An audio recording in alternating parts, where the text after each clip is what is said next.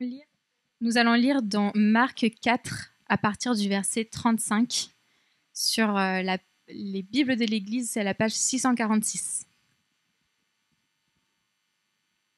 Marc 4, verset 35 jusqu'au 20, jusqu'à 5, verset 20, pardon.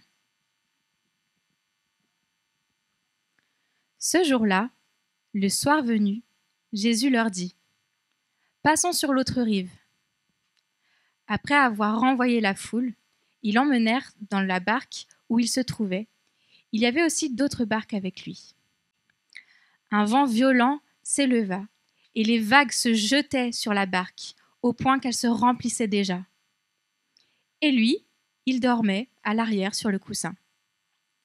Ils le réveillèrent et lui dirent : « Maître, cela ne te fait rien que nous soyons en train de mourir ?» Il se réveilla, menaça le vent et dit à la mer : « Silence, tais-toi !» Le vent tomba et il y eut un grand calme. Puis il leur dit : « Pourquoi êtes-vous si craintifs ? Comment se fait-il que vous n'ayez pas de foi ? » Ils furent saisis d'une grande peur et ils se disaient les uns les autres : « Qui est donc cet homme ? Même le vent et la mer lui obéissent. » Ils arrivèrent sur l'autre rive du lac, dans le pays des Gadaréniens. Dès que Jésus fut hors de la barque, un homme vint à sa rencontre. Il sortait des tombeaux et il était animé par un esprit impur. Cet homme habitait dans les tombeaux et personne ne pouvait plus l'attacher, même avec une chaîne. En effet, souvent on l'avait attaché avec des fers aux pieds et des chaînes, mais il avait cassé les chaînes et brisé les fers, et personne n'avait la force de le maîtriser. Il était sans cesse, nuit et jour, dans les tombeaux et sur les montagnes. Il criait et se blessait lui-même avec des pierres. Il vit Jésus de loin, accourut, se prosterna devant lui et s'écria d'une voix forte : « Que me veux-tu, Jésus, fils du Dieu très haut ? Je t'en supplie, au nom de Dieu, ne me tourmente pas. » En effet, Jésus lui disait : « Sors de cet homme, esprit impur. » Il lui demanda : « Quel est ton nom ? » ?»« Mon nom est Légion, car nous sommes nombreux, » répondit-il. Et il le suppliait avec insistance de ne pas les envoyer hors du pays. Il y avait là, vers la montagne, un grand troupeau de porcs en train de chercher à manger. Tous les démons le supplièrent : « Envoie-nous dans ces porcs afin que nous entrions en eux. » Il le leur permit aussitôt. Les esprits impurs sortirent de l'homme, entrèrent dans les porcs, et le troupeau se précipita du haut de la falaise dans le lac. Il y avait environ 2000 porcs, et ils se noyèrent dans le lac. Les gardiens du troupeau s'enfuirent et allèrent le raconter dans la ville et dans les campagnes. Les gens allèrent voir ce qui était arrivé. Ils vinrent Jésus et virent le démoniaque, celui qui avait eu la légion de démons, assis, habillé et dans son bon sens. Et ils furent saisis de frayeur.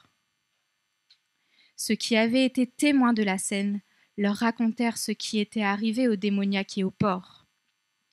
Alors ils se mirent à supplier Jésus de quitter leur territoire. Comme il montait dans la barque, celui qui avait été démoniaque le suppliait, demandant à l'accompagner. Jésus ne lui permit pas, mais lui dit : « Va dans ta maison, vers les tiens, et raconte-leur tout ce que le Seigneur a fait pour toi, comme il a eu pitié de toi. » Il s'en alla et se mit à proclamer dans la Décapole tout ce que Jésus avait fait pour lui, et tous étaient dans l'étonnement. Amen. Prêtez bien attention à ce que vous entendez. On utilisera pour vous la même mesure que celle dont vous serez servis, et on y ajoutera pour vous qui écoutez. Dieu et Père, nous te remercions de ce que tu nous parles. Tu nous adresses des paroles riches, importantes, empreintes de vie. Merci parce que c'est par ce véhicule que ton esprit vient faire son œuvre en nous, dispose-nous à les recevoir ce matin. Amen. Je voulais juste commencer en disant un grand merci à tout le monde. Ça a été une semaine difficile et on a vraiment été bouleversés par l'aide de beaucoup de personnes pendant cette semaine de deuil pour ma famille. Merci pour les courses, merci pour les repas. On n'avait vite plus aucune place dans notre frigo congélateur pour tous les repas qu'on a reçus. Notre appartement commence à ressembler à un fleuriste tellement on a su de bouquets. Et merci pour ceux et celles qui ont venu faire du ménage. Je pense que notre appartement n'a jamais été aussi propre et je pense que ça a duré à peu près 20 minutes. Voilà, ça c'est la futilité du monde dans lequel on vit. Vraiment, ça paraissait trop extraordinaire pour être vrai. Et en fait, voilà notre question ce matin. Jésus est-il trop extraordinaire pour être vrai? Jésus est-il trop extraordinaire pour être vrai? C'est dans les moments de crise qu'on se demande ce qu'on croit. Face à la réalité de la mort et du mal, c'est là que nos convictions sont mises à nu. Jésus est-il trop extraordinaire pour être vrai? Et peut-être que l'actualité internationale des dernières semaines nous a fait nous poser cette question.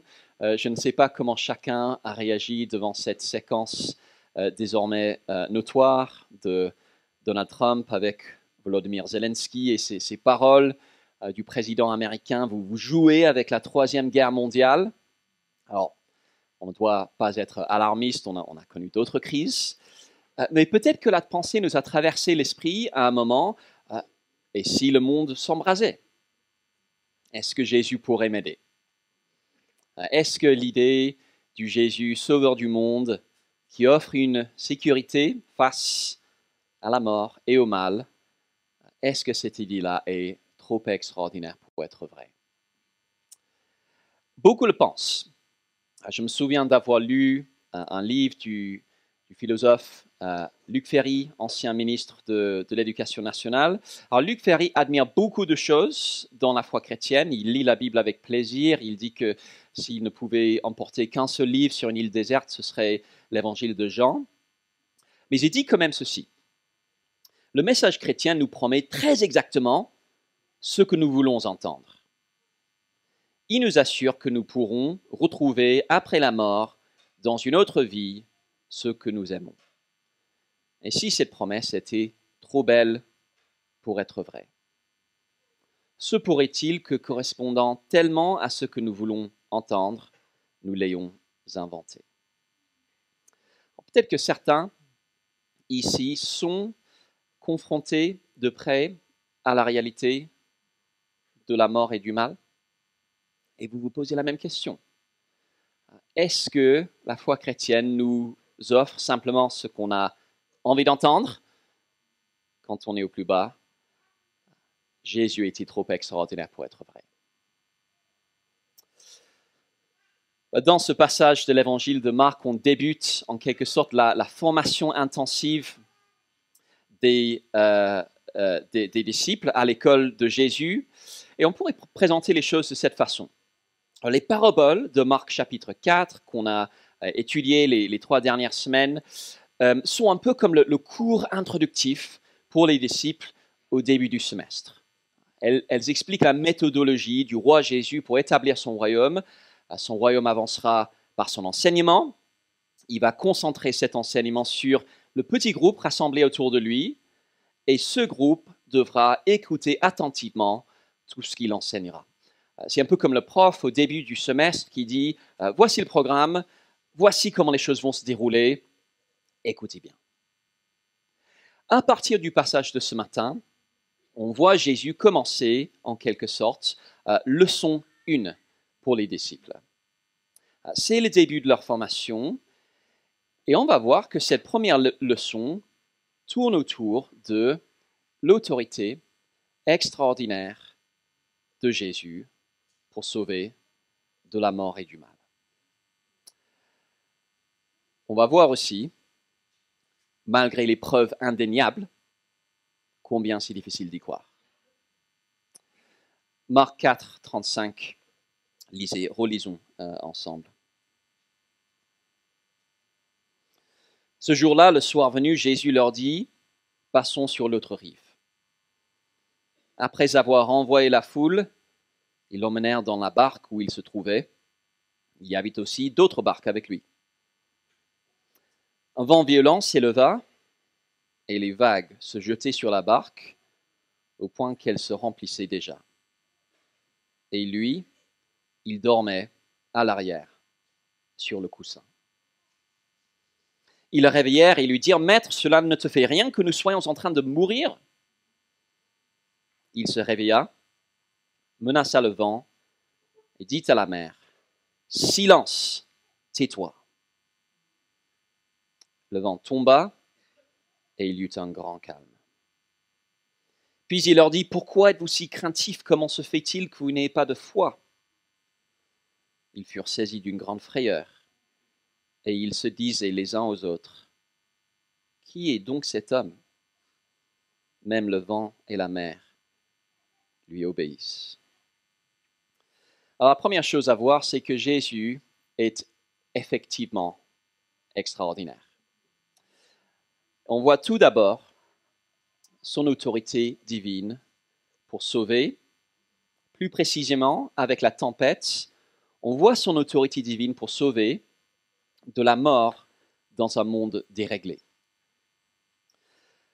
Mon père aime bien faire de la voile, pas ma mère. Dès qu'il y a un peu de vent et que le bateau commence à tanguer légèrement, ce qui est normal pour elle, on va tous se noyer. Alors, comme on sait que ma mère n'est pas un marin très expérimenté, quand elle panique, on ne panique pas tous pour autant. Par contre, si on était dans un bateau et que le dernier vainqueur du Vendée Globe commençait à paniquer, là, ce serait autre chose. Et c'est un peu ce qu'on voit avec les disciples. Cet incident se passe sur la mer de Galilée, un lac entouré de collines escarpées, où des tempêtes peuvent arriver sans prévenir. Les disciples connaissaient bien ce lac. Ils y pratiquaient de la pêche, sans doute depuis leur plus jeune âge. Ils avaient certainement déjà vu d'autres orages. Ils savaient faire la différence entre quelques petites rafales et une tempête qui est synonyme de danger mortel. Et donc, quand ils crient « Maître, cela ne te fait rien que nous soyons en train de mourir », ce n'est pas l'exagération. Ils croient vraiment que c'est la fin. On imagine les vagues de 2 mètres de haut, le vent qui les ballotte partout, l'eau qui remplit la barque, les éclairs, le tonnerre, le rivage complètement caché par les nuages. Et puis il y a Jésus, épuisé après une journée d'enseignement, les profs comprendront, qui dort sur un coussin. Il le réveille, il se lève et il dit simplement « Silence, tais-toi ». Depuis Noël, on a un chien chez nous, apparemment. Alors normalement, Hannah n'a pas le droit d'aller sur les fauteuils. Quand j'essaye de prononcer une parole d'autorité, en prenant ma grosse voix et généralement en proposant une friandise aussi, parfois, 1 fois sur 5, elle obéit et elle descend. Mes paroles ne sont pas investies d'une très grande autorité. Jésus dit 2 mots et la création obéit. Comme dans les livres de Genèse et d'Exode, quand les eaux qui couvraient la terre et les eaux de la mer Rouge ont entendu la voix de leur Créateur et elles ont obéi. Marc 4, verset 39, le vent tomba et il y eut un grand calme. On parle parfois de catastrophes naturelles. On se souvient peut-être du tsunami en Asie du Sud-Est en 2005, des tremblements de terre en Haïti en 2010, au Japon en 2011, pour ne citer que quelques exemples. Bibliquement, c'est un non-sens de parler de catastrophes naturelles. Dieu a créé un monde très bon, il n'y a rien de naturel dans des catastrophes. Le monde est déréglé et menace ceux qui l'habitent, parce qu'en sanction du péché de l'humanité dans le jardin d'Éden, Dieu a maudit la terre. Le monde est comme il est à cause de nous. Non pas que les personnes touchées par une catastrophe dans une certaine région seraient plus pécheresses que les autres, plutôt que dans un sens général, le monde est déréglé en jugement sur le péché humain. Et donc, quand Jésus prononce cette parole d'autorité divine et qu'il y eut un grand calme, on a un petit aperçu du monde tel que son Créateur l'a voulu. J'ai déjà entendu ce passage utilisé pour dire que quand ça souffle la tempête dans notre vie personnelle, quand on est pris dans nos inquiétudes, quand l'ouragan de nos anxiétés bat son plein, Jésus peut nous donner la paix du cœur. C'est vrai, ce n'est juste pas ce que dit ce texte. Jésus parle à une vraie tempête, il y a de vraies vagues qui menacent de vraies personnes, d'une vraie mort, et la création obéit littéralement à son maître. Un monde déréglé, une parole d'autorité, la paix parfaite. Jésus a l'autorité divine pour sauver de la mort dans un monde déréglé, mais il a aussi l'autorité divine pour sauver de la mort face au mal déchaîné. Marc 5, verset 1. Ils arrivèrent sur l'autre rive du lac, dans le pays des Gadaréniens. Dès que Jésus fut hors de la barque, un homme vint à sa rencontre. Il sortait des tombeaux et il était animé par un esprit impur. Cet homme habitait dans les tombeaux et personne ne pouvait plus l'attacher, même avec une chaîne. En effet, souvent on l'avait attaché avec des fers aux pieds et des chaînes, mais il avait cassé les chaînes et brisé les fers et personne n'avait la force de le maîtriser. Il était sans cesse, nuit et jour, dans les tombeaux et sur les montagnes. Il criait et se blessait lui-même avec des pierres. Il vit Jésus de loin, accourut, se prosterna devant lui et s'écria d'une voix forte, « Que me veux-tu, Jésus, fils du Dieu Très-Haut? Je t'en supplie au nom de Dieu, ne me tourmente pas. » On peut réagir de différentes manières en lisant ce genre de passage. Certains peuvent se dire qu'en réalité, cet homme devait souffrir d'une maladie psychiatrique. Simplement, à l'époque, on ne savait pas la diagnostiquer. Et puis, à l'autre extrême, d'autres peuvent penser que derrière toute maladie dite psychiatrique se cache une activité démoniaque. Les deux positions sont fausses. La Bible sait très bien faire la différence entre problème psychiatrique et activité démoniaque. Ici, il s'agit bien d'une personne dominée par les forces du mal. Et comme les disciples dans la barque, il est dans une situation totalement désespérée. Il va tellement mal qu'on avait essayé de l'attacher avec des chaînes, mais ça n'avait pas suffi. Il avait cassé les chaînes et brisé les fers. Le mal est littéralement déchaîné chez ces personnes. Comme dans la barque, l'ombre de la mort plane sur lui. Je ne sais pas si on a remarqué les répétitions. Verset 2, il sortait des tombeaux. Cet homme habitait dans les tombeaux. Verset 5, il était sans cesse, nuit et jour, dans les tombeaux. C'est un mort-vivant, son corps mutilé de partout. Il est ravagé par les forces du mal qui veulent sa mort et qui se sont installées en nombre. Je n'ai pas vu le film L'Exorciste, je n'ai pas envie de le voir. De ce que j'en entends, on n'est pas très loin de la description dans ce passage. Mais quand Jésus arrive, verset 6, l'homme le vit de loin, accourut, se prosterna devant lui. C'est la posture qu'on prend devant un grand roi, se jeter face contre terre devant son autorité. Cet homme si effrayant est effrayé par Jésus. « Que me veux-tu, Jésus, fils du Dieu très haut, je t'en supplie au nom de Dieu, ne me tourmente pas. Et regardez avec quelle facilité Jésus retourne la situation. Verset 12, tous les démons le supplièrent, envoie-nous dans ces ports afin que nous entrions en eux. Il le leur permit. Encore une parole d'autorité divine, et en un claquement de doigts, l'homme est délivré. On peut s'interroger sur les cochons qui se noient dans le lac. S'il y a des militants du parti animaliste parmi nous, je comprendrais si vous trouviez cette partie un peu violente. Le fait est que la destruction de 2000 cochons montre à la fois la puissance destructrice des démons et aussi ce que Jésus est prêt à faire pour délivrer une seule personne. Et regarde dans quel état on retrouve l'homme au verset 15. Les gens vinrent vers Jésus et virent le démoniaque, celui qui avait eu la légion de démons, assis, habillé et dans son bon sens.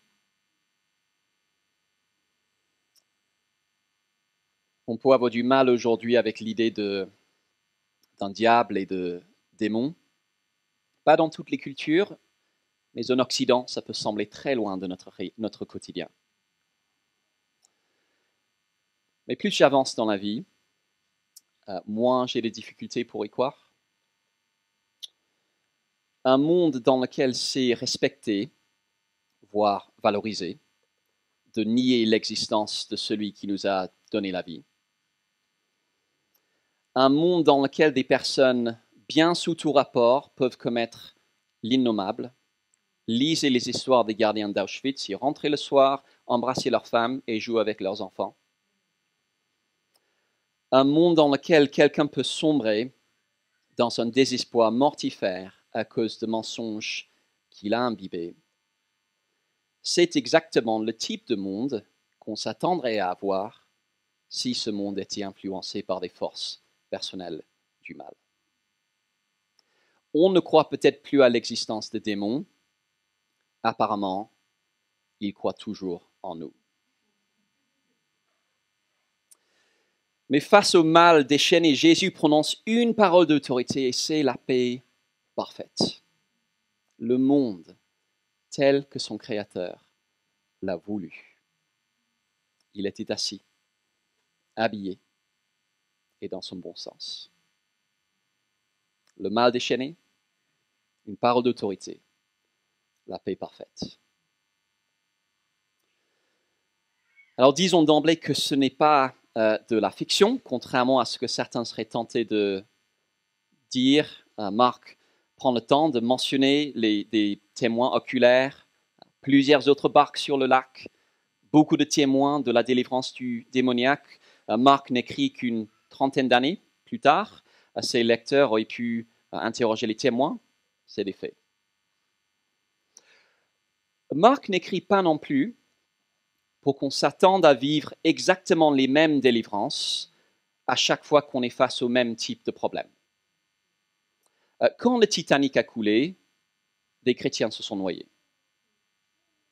Encore aujourd'hui, le mal se déchaîne sous plein de formes sans que Jésus l'empêche.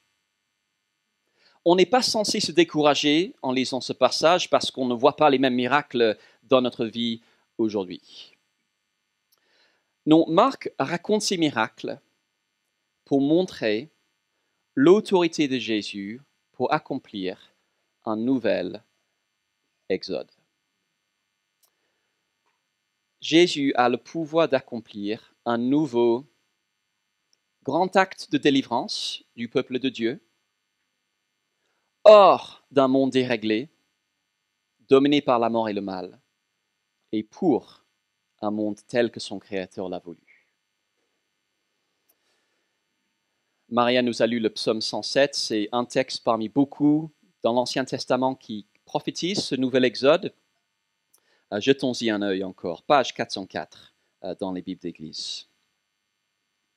Psaume 107, page 404 dans les Bibles d'Église.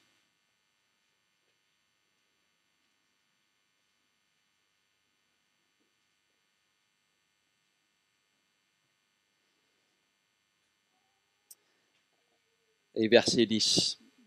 Regardez les parallèles avec Marc. Ceux qui habitaient dans les ténèbres et l'ombre de la mort étaient prisonniers de la misère et des chaînes. Mais verset 14, il les a fait sortir des ténèbres et de l'ombre de la mort.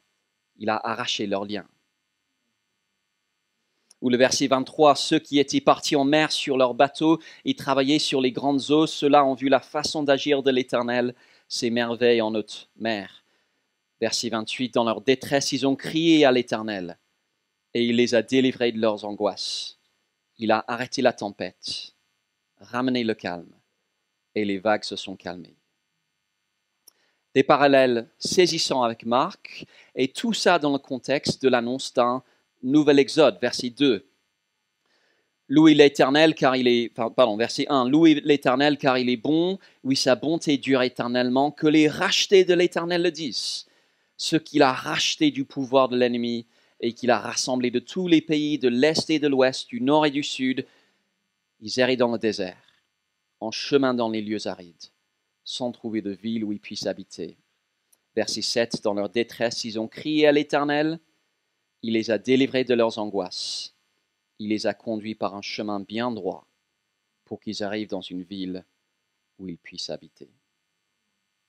L'Ancien Testament anticipait l'intervention de Dieu pour nous sauver d'un monde dominé par la mort et le mal, pour nous conduire vers le monde tel qu'il a voulu, sa nouvelle création. Dans les romans le monde de Narnia de C.S. Lewis, la terre de Narnia se trouve sous une malédiction qui fait que c'est toujours l'hiver, mais jamais Noël. Tout est figé dans un état d'obscurité et de tristesse. Mais à un moment donné, on apprend que le créateur de Narnia, le lion Aslan, revient. Et on l'apprend parce qu'on voit des petits signes que le printemps arrive. Des fleurs commencent à transpercer la neige. Les oiseaux recommencent à chanter. Le ciel bleu réapparaît. Et tout à coup, on découvre qu'on va vers du mieux parce que le Créateur a posé le pied dans un monde maudit avec le pouvoir de briser la malédiction. Les miracles de Jésus sont comme ces fleurs qui transpercent la neige. Des signes que le Créateur a posé le pied dans notre monde brisé avec l'autorité de nous conduire vers un monde tel qu'il a voulu. C'est toujours l'hiver. La mort est toujours là. Le mal existe encore, mais leurs jours sont comptés. Quelque chose qui nous a aidés cette semaine avec le deuil que traverse ma famille, c'est le rappel de ce texte que grâce à Jésus, ce monde marqué par la mort et le mal, il ne va pas durer. Il y aura un jour où il n'y aura plus de coups de fil pour annoncer de mauvaises nouvelles. Il n'y aura plus de funérarium, plus de mensonges du diable pour conduire au désespoir. Parce que le Créateur a posé les pieds sur cette terre maudite avec l'autorité de briser la malédiction. On peut devenir blasé devant l'état du monde. Quand j'étais journaliste, il fallait décider chaque jour de quelles mauvaises nouvelles on allait parler ce jour-là. La guerre en Ukraine, les bombardements à Gaza, une catastrophe naturelle quelque part. On devenait vite insensible. Sauf quand ça nous touche de près et qu'on se rend compte de l'aberration qu'est le mal. Jésus arrive avec l'autorité pour nous sauver d'un monde marqué par cette aberration et nous conduire vers le monde tel qu'il a voulu. Merci Jésus. Merci Jésus. Et je sais que ma famille est loin d'être la seule à traverser l'épreuve. On est toujours dans un monde brisé. C'est toujours l'hiver. Et de diverses façons, plus ou moins intenses, on subira tous les effets de cela. Mais je me demande combien de temps on a passé à méditer sur le fait que le Créateur a posé ses pieds dans ce monde brisé avec l'autorité pour nous conduire vers le monde tel que Dieu l'a voulu. C'est extraordinaire. Le Créateur est venu, le printemps est proche. C'est extraordinaire. Et la question pour nous, c'est trouvons-nous cela trop extraordinaire pour être vrai? Et c'est le dernier point. Son autorité divine pour sauver, notre difficulté humaine pour croire.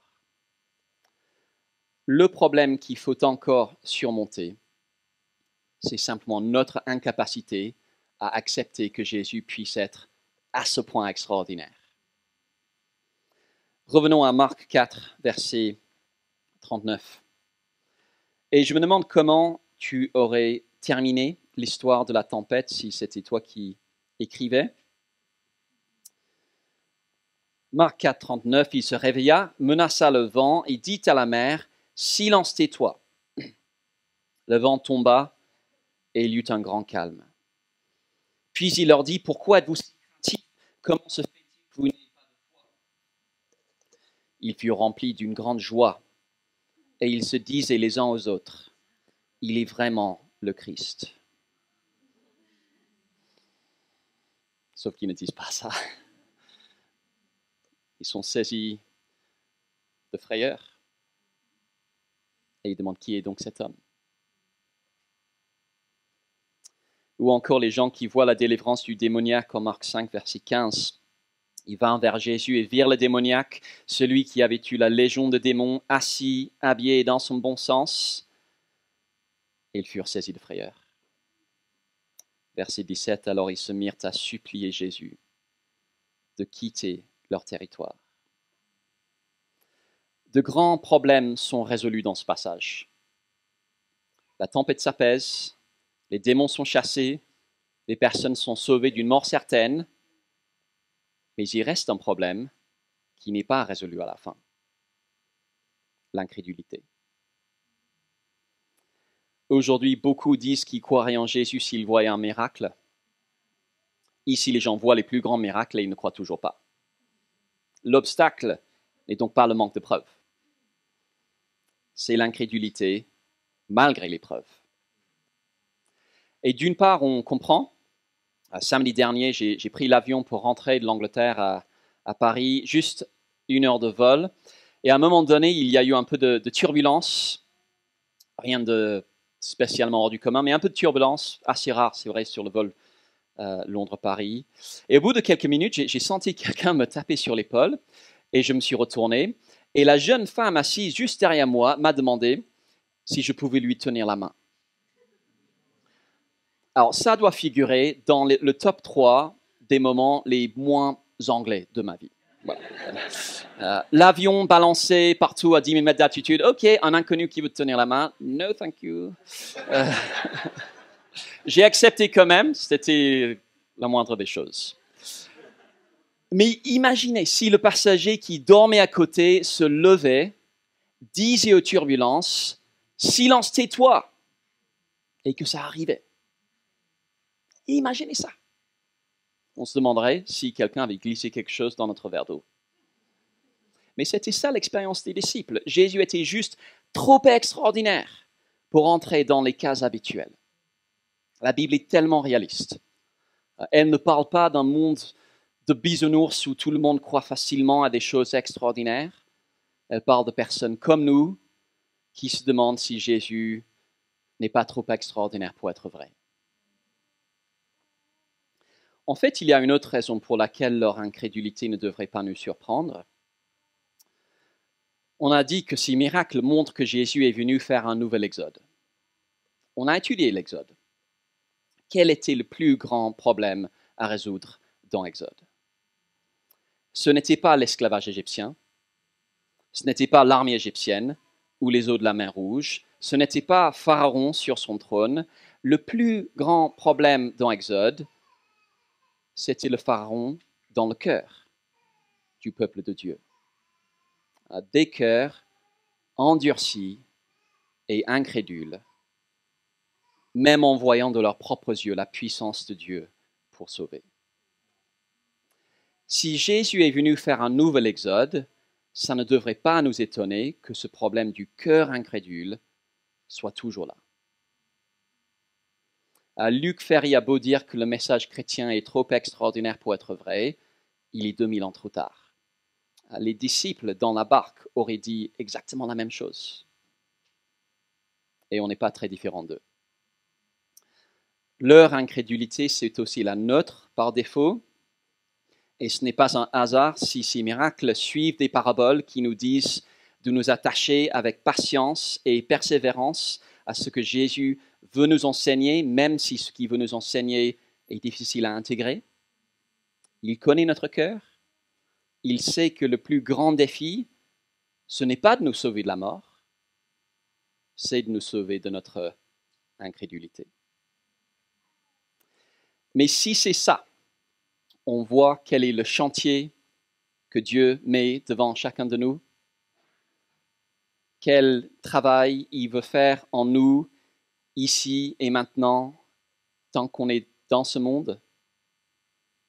Il veut nous ouvrir nos yeux sur le vrai Jésus. Il veut nous ouvrir les yeux sur le vrai Jésus.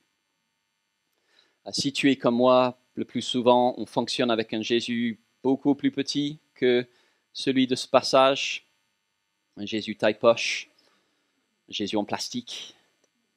On dit les bonnes choses sur Jésus, mais quand la crise arrive, nos vraies convictions sont mises à nu. S'il y a une chose que Dieu veut accomplir en nous, ici et maintenant, pendant l'hiver de ce monde, c'est de nous conduire vers une conviction toujours plus juste et toujours plus forte quant à la réponse à la question « Qui est cet homme ?»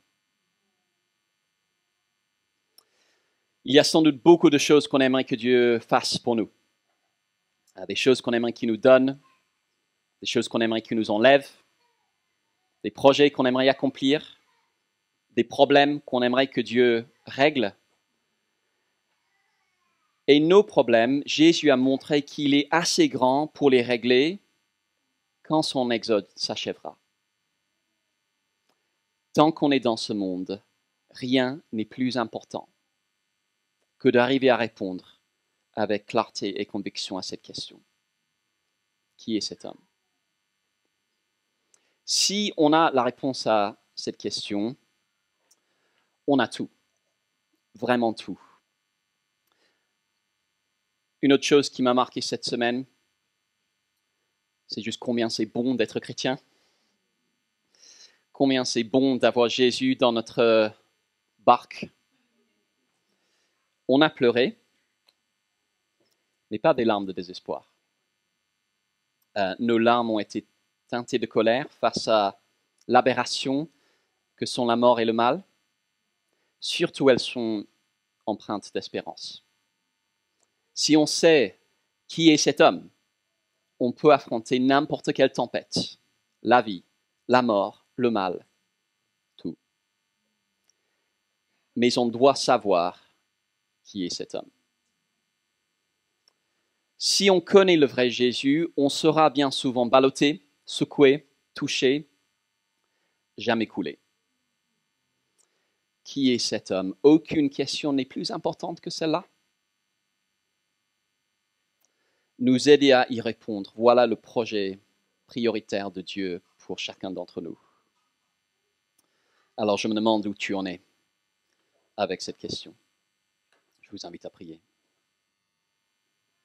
Ils se disaient les uns aux autres, qui est donc cet homme? Même le vent et la mer lui obéissent. Dieu et Père, nous te remercions de ce que tu n'as pas été indifférent au sort de notre monde et à ce que vit chacun. Merci parce que c'est précisément avec l'intention de nous délivrer d'un monde rempli de bonnes choses, mais souvent empreint de douleur et de tristesse que tu es venu poser les pieds dans ce monde. Mais Père, on est aussi devant le constat de la dureté et de l'incrédulité de notre cœur. Aie pitié de nous. Ouvre nos yeux, au nom de Jésus.